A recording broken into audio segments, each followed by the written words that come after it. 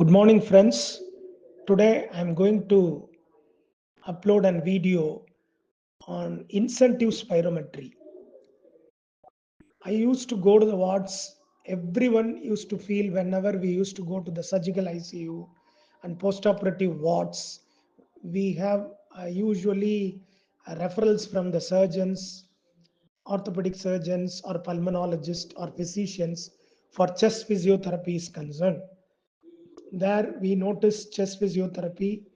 They recommended for incentive spirometry, which is very common with deep breathing exercises. So it sparked my mind. Why don't we search an article that daily we are doing it, whether there is an evidence for that? That I have searched an research article which I found out 2025, a comprehension review. Prior to that, I wanted to do a PowerPoint presentation on this incentive spirometry. So, as a slide one, incentive spirometry is a technique using a handheld device to encourage slow, deep breaths, helping to expand the lungs and prevent complications like pneumonia, especially after surgery, illness, and prolonged bed rest. Why, how to perform the incentive spirometry? Slide 2. Sit upright as much as possible. Post-operative abdominal surgery patients, it's very difficult for them. So keep semi-reclined positions in the bed. Now there are adjustabilities in the bed also. We can notice by the remote, there are adjustabilities. If you go inside the surgical intensive care unit or any other intensive care unit, medicine wards, critical care units, or respiratory units, wherever you go, neuro ICUs, you can see the semi-reclined position bed. So ask the patient to come to the sit upright or semi-reclined positions as much as possible. For example, post-operative abdominal surgery, emergency laparotomy, intercostal drainage in the upper abdominal, above the umbilicus incision or below the umbilicus incision. Just keep it is actually the incentive spirometry. What we are using here is a ball incentive spirometry.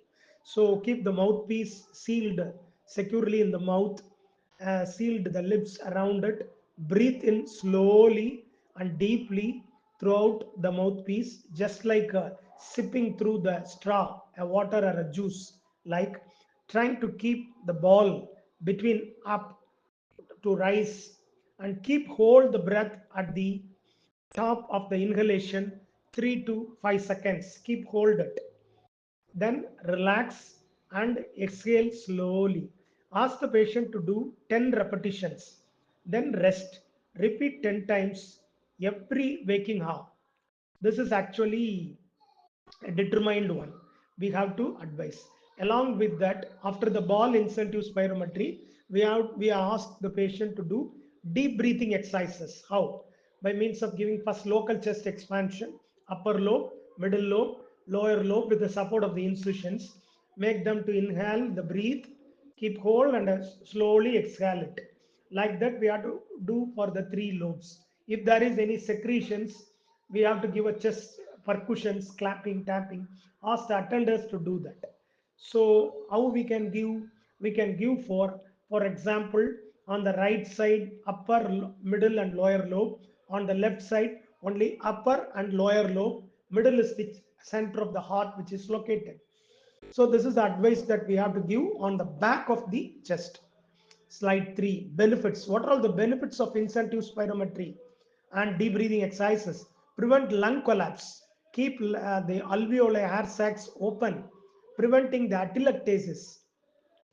Decrease the risk of pneumonia, respiratory issues, especially after abdominal or cardiac surgeries, open bypass cardiac surgeries. So improve what it helps. It improves oxygenation, ventilation, or oxygen saturation, SpO2 level, and we maintain normally. Aids the recovery, reduces the lengthy hospital stay, and improves lung function and lung endurance. That is very important. A great benefits of incentive spirometry. Why it is used? Post surgery, prevent lung collapse, as I said already, and infections after the anesthesia. During the illness, helps manage the conditions like pneumonia, COPD, cystic fibrosis, or asthma in childhood even. We can treat the patients, start from the children to elderly. Promotes deep breathing exercises, encourage the deep breaths, yawns, and shines. Loosens the mucus by helping through the phlegm in the clogged, thickened sputum stagnated over the lobes. What are the antibiotics, bronchodilators, nebulizers they used? Chest physiotherapy is an important support for the patient to bring out the secretions, loosen the secretions, along with this incentive spirometry. Just ask the patient, teach the patient, just put a back towel over the back of the chest on the dorsal spot and just to teach the clapping on the upper lobe, middle lobe, lower lobe on the right side, left side as well as upper and lower lobes respectively. Just by the clapping and just percussions, it will be loosened. The phlegms will be thickened, sputum will be loosened, and ask them to cough. The coughing is a short cough, huff, short huff, and ask them to cough with the support of the incisions by giving a pillow with the support of the incisions and ask them to cough and bring out the secretion. This is a method. And what is the evidence based here? Slide 5. The evidence based search find out 2025 research article in Curious. For example, effectiveness of incentive spirometry versus deep breathing exercises in preventing post-operative pulmonary complications after the abdominal surgery, comprehensive review, shortly called as IS, incentive spirometry, DBE, deep breathing exercises, and PPC, preventing post-operative pulmonary complications. This review shows greater benefits by using incentive spirometry and deep breathing exercises, preventing pulmonary complications. So, slide 6. What is PPC? Postoperative pulmonary complications are common among the patients who undergo abdominal surgeries, ranges from 17% to 88% for the abdominal procedures. These complications can include conditions such as, again, the same thing, atelectasis, pneumonia, and even leads to respiratory failure. Slide 7. Possibilities of getting PPC, post-operative pulmonary complications. A great scoring has been done. American Society of Anesthesiology, ASA score is greater than 3. Old age greater than 65 years. Chances most prevalent of getting this chest infection: upper respiratory infection, comorbidities, history of smoking, history of alcoholism, or history of low social economic status, O2 desaturation below 94%. 96 above is a good. So serum albumin level under 3.5 gram per dilution, intraoperative bleeding, hemoglobin level below 10 grams, intraoperative blood transfusions, postoperative mechanical ventilations or ventilatory support, and lengthy hospital stay and inadequate pain control. All these are the main possibilities of getting pulmonary complications. What are all the hindrances? Abdominal surgeries under the general anesthesia hinders the function. Even general anesthesia itself hinders our respiratory muscles. So inspiration expiratory muscles. What will happen? It decreases the vital capacity and functional residual capacity. So pain at the surgical site in the patients undergone, say for example, above umbilicus, upper abdominal surgeries often leads to shallow and monotonous breathing. So this may lead to atelectasis, lung collapse, and even sometimes cough reflex, frequent recurrent cough that may be a wheeze. So need a nebulizer and need this mainly can be influenced to respiratory distress syndrome. So physiotherapy plays a crucial role, slide number 9, in aiding the recovery from surgery primarily by preventing the and addressing post-operative complications and facilitating physical rehabilitation to help the patient return to their pre-surgical functional level. So that is the main role of physiotherapy. Bring back the person to near normal. That is real rehabilitation. So We are proud to say we are a rehabilitation professional, a topmost professional specialist. This comprehensive review provides compelling evidence support the use of incentive spirometry, that is ball spirometry, and deep breathing exercises as effective measures for preventing PPC, post operative pulmonary complications following chest abdominal surgery. So, both physiotherapy interventions contribute to improve pulmonary function, reduce the hospital stay, potential role in recovery phase and process.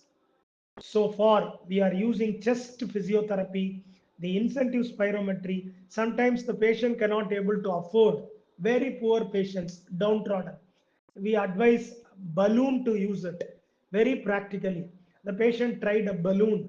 So if they able to blow the balloon, their lungs automatically they are escaping from this type of pulmonary complications, lung collapse, and so on so.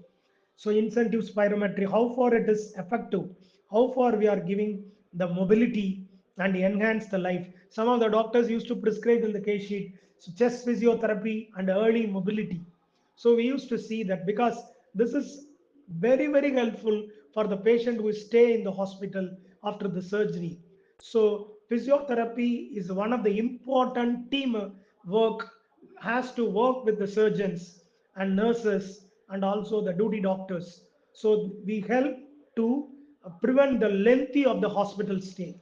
That is very important, and improve the mobility and enhance the life and improves the respiratory endurance, and health is important here. So ball incentive spirometry and debriathing exercises as an important tool for upper and lower abdominal surgeries, COPDs, chronic obstructive pulmonary disease patients, cystic fibrosis, intercostal drainage, pneumothorax, and OPC poisoning, which is very common with ventilator support. After weaning the ventilator, definitely they needs incentive spirometry. So we are very helpful in the respiratory ICUs, because mostly anesthetist and pulmonologist and neurologist are commonly refer for chest physio there. So very, very important. Patient from childhood to elderly, physiotherapy plays the important role in chest physiotherapy. So I just wanted to highlight what is incentive spirometry, in how it is helpful to the patients to bring back the life. That is the main role. As with the coincidence of the research, we are doing the wonders to the patient. Thank you. Thank you for giving me this opportunity to share this PowerPoint presentation to the whole world public to learn somehow how physiotherapist works in the inpatient wards. Thank you.